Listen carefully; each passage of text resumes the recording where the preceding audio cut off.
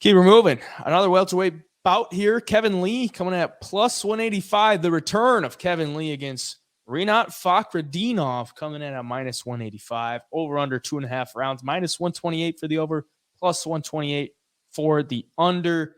21-2 for Rinat Fakhretdinov. 19-7 for Kevin Lee. Coming back after quite the layoff. He had the fight over in Eagle FC against Diego Sanchez. This is obviously the second stint in the UFC.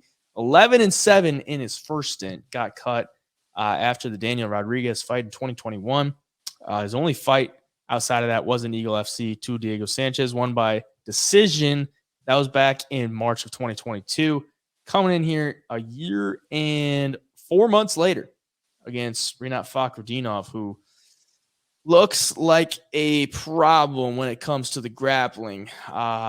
Just completely destroyed his opponents in his first two UFC fights. You look at the fight against Michailidis, he got a 30-26 on two of the judges' scorecards. And then the fight against Brian Battle, he got a 30-25 on two of the judges' scorecards. So 14 minutes of control time against Battle and 13 minutes against Michailidis. So, yeah, he's taking care of business as far as those guys go. Coming in here against Kevin Lee, who's obviously got the wrestling pedigree. Bit of a layoff, some knee injuries as well. You taking the man Kevin Lee to come in here and get a win as a dog? Oh, man, I'll get into that. But how about the UFC welcoming Kevin Lee back with a guy like Rinat Fakhretdinov? God damn. The dudes looked like a savage against Brian Battle, like you said, dominated 30-25 on judges' scorecards. He was supposed to fight Michael Morales, and that would have been like your ideal fight to see where this dude's actually at, where both these dudes are actually at. But you don't want to put two prospects together that close, or two prospects that are, have potential in that division against each other so soon. But Kevin Lee, you just don't know what you're going to get with him at this point. Had this first stint in the UFC, leaves, goes to Eagle FC, has the fight with Diego Sanchez, which is just weird to me that he's even fighting him at this point. But Kevin Lee's a good wrestler, man. That's what's going to hold him into this fight and keep this fight closer, in my opinion, is that his wrestling pedigree is pretty high. He's got some good submissions, good guillotine. And Fakhretdinov, is going to want to take the fight there. He's going to want to get it down and do exactly what he did to Brian Battle. And I think it's going to be a lot harder to do that to Kevin Lee than it will be a guy like Brian Battle. The one thing that worries me would be Kevin Lee's gas tank, his, willingness to want to really fight anymore at this level. Is he trying to get a paycheck here? Is he actually serious about this and wants to make a little run in the UFC? Like, those are all unknowns that I wish I knew right now before I was going to put my money on him here. Because I do think that Fakhretdinov, you look at his record, he's fought a lot of guys in the past who are 0-0, making their UFC or MMA debut. A lot of guys with not the best record. But so far in the UFC against Michailidis and Brian Battle, he's passed the test with flying colors. So that should tell you he's at least a pretty legit fighter. But now you get to take on Kevin Lee, who's got that wrestling pedigree. So I just think it's going to be a closer fight than people think. Kevin Lee has fought the Charles Oliveira's, Rafael Dos Anjos, Daniel Rodriguez in his last fight in the UFC. So, he's seen really good fighters in there and hasn't beaten, a lot of guys. He has beaten Gregor Gillespie and Edson Barboza, subbed Michael Chiesa, which is a feather in your cap with Chiesa's grappling pedigree. So I think this fight's closer than people think. That's all I'm going to leave it at. For the pick, I'm going to be really, really bold and say Kevin Lee gets it done here. I'm not fully expecting him to. I'm not confident in the least bit, but I do think if he can stuff some takedowns and get back up if he does get taken down, he will definitely be the more technical and polished striker on the feet. And he does hit pretty hard too. So it's all going to come down to what shape Kevin Lee's in, where his mind's at. Yeah, I got to go with Rinat Fakhretdinov. Yeah, if you're betting, I'm not betting on Kevin Lee. I get you. Throwing a wild card out here. Those points were very valid because, the level of competition is obviously in Kevin Lee's favor.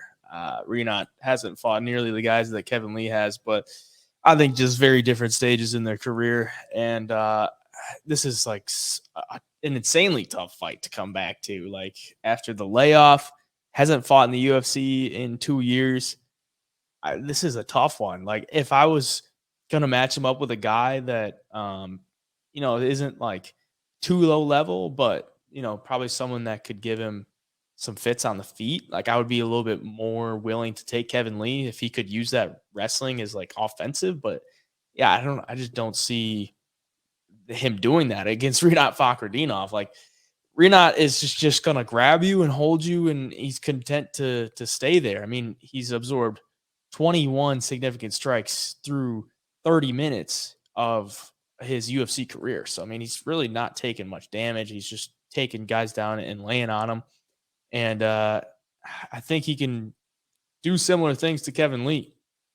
If you look at his UFC stats, he's got 75% takedown defense. Obviously, fighting guys that are much better than the guys Rinat has fought. But at the same time, most people just aren't really looking to like take him down too much. Like even in the fight against Gregor Gillespie, who's obviously a really solid wrestler, he only attempted one takedown, couldn't get it, and then Kevin Lee hit him with that kick, which was pretty dang nasty. If he wants to win this fight against Rinat, I think he's got to do something like that. If I'm going to be honest, I think he's got to put him out because the longer this fight goes on, it's probably just going to be Rinat, racking up minutes as the fight goes on. So I think he's probably got to put him out in some fashion. That's kind of a tough thing to go on here. But if he can stuff takedowns early and maybe get in the head of Rinat to be like, dang, this guy, I can't take this guy down. What's going on? I've always been able to do this my entire career. Why can't I take this guy down? Maybe get him to exert a lot of energy in those first couple takedowns and not be successful at it and gas him out a little bit. Then I could see it taking over. But yeah, I got to go with Rinat Fakhretdinov. And even the hands, he's put guys out pretty hard with the hands. Like he's got decent striking. But if he just goes for those takedowns, I think he just racks it up and gets the win. So I'll go with Fakhretdinov. But glad to see Kevin Lee back. A little tough position for him. He's even on the prelims. So I don't know what the hell they're doing. Put him in the apex on the prelims against a Russian. Like, come on, man. That's no love there. I don't know. Maybe like at least throw him on like 290 or something. Like get him a little welcome back. But yeah. If you're betting on Kevin Lee, you're gambling on what's he been doing this last year. Like, has he been, trying to get better? And you're also gambling on hoping that the 2015, 2016 Kevin Lee shows up.